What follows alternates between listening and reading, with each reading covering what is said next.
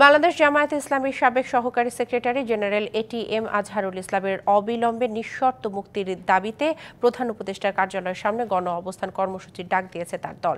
আগামী 25শে ফেব্রুয়ারি দুপুর 2টা থেকে বিকেল 4টা পর্যন্ত গণ অবস্থান কর্মসূচি পালন করবে দলটি। এ নিয়ে শুক্রবার এক বিবৃতি দিয়েছে জামায়াতে ইসলামীর সেক্রেটারি জেনারেল এবং সাবেক এমপি অধ্যাপক মিয়া গোলাম পরওয়ার। বিবৃতিতে তিনি বলেন, এটিএম আজহারুল ইসলাম ফ্যাসিস্ট সরকারের মিথ্যা ও সাজানো মামলায় 13 বছরের অধিক সময় ধরে কারাগারে আটক রয়েছেন। হাসিনা সরকারের পতনের পর ফ্যাসিবাদ বিরোধী রাজনৈতিক দলের অনেক নেতাকর্মী মুক্তি পেলেও চরম জুলুম নির্যাতনের শিকার এটিএম আজহারুল ইসলামকে এখনও মুক্তি দেওয়া হয়নি। এ বিষয়ে অন্তর্বর্তী সরকারকে জানানো হলেও কোনো পদক্ষেপ দেখা যায়নি বলে বিবৃতিতে বলা হয়।